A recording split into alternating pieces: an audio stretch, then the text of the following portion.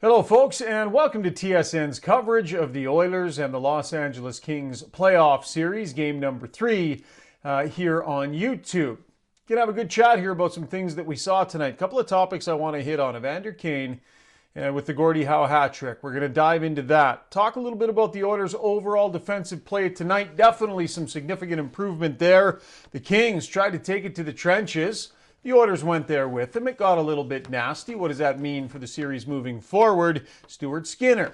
Solid bounce-back performance from him as well. And Leon Draisaitl, who admitted his line had been getting a little bit dinged up statistically, definitely had a bounce-back performance as well. And Kris Knoblauch with some nice coaching tweaks as well to help the Oilers to a convincing 6-1 win.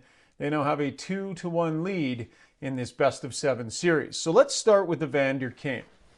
So Evander Kane has spent much of the last probably couple of months playing on the Oilers' third line. He's gotten the odd bump up into the top 6, but for the most part, Kris Knoblauch has used him as a third-line player. Now, I have long maintained that for the Oilers to get to where they want to go, Evander Kane's going to have to be a top 6 forward for this team. And that is where he ended up starting this game tonight. The last couple of nights, very, very solid play, physical play, getting in on the forecheck, making a difference. And so he starts game number 3 in much more of an offensive position on the second line alongside Ryan Nugent-Hopkins and Leon Draisaitl. And that call from the coach paid immediate dividends. What a night from Evander Kane. Not just the goal and the assist, but the fight, the physical play. It was one of those games that Evander Kane dramatically impacted, dramatically affected. That is why he is here. It's not about the regular season where Evander Kane is concerned. It's all about his playoff performance and his playoff contributions, and they were massive tonight. So it started off with a beautiful assist to Leon Draisaitl, banks it off the side of the net, and yes, I do think he did that on purpose.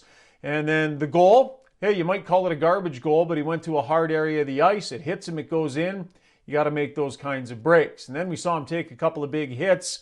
Finally, it had enough and dropped the gloves. Spirited scrap, and then remained engaged and spirited for the rest of the game until he was eventually booted out, as the refs at that point were just trying to get control of things. So just a really solid night from Evander Kane on a night when the head coach decided it was time to promote him up onto the second line, and that move paid big dividends for Kris Knoblauch. Overall, the Oilers much better defensively in this game.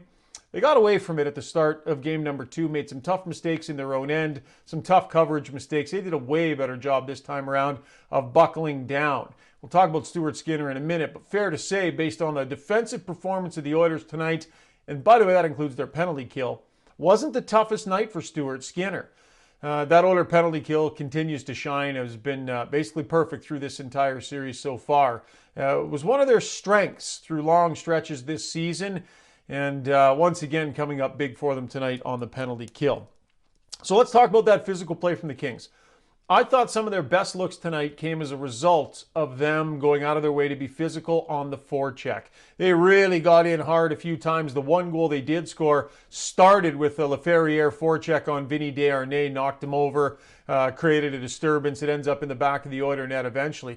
Kings, their best moments in this game were hard forechecks, turning over pucks and finding ways to disrupt. And they definitely got some good looks as a result of that. Then there was all the ugly stuff as well. Clearly the score got out of hand. A bit of a strange set of calls.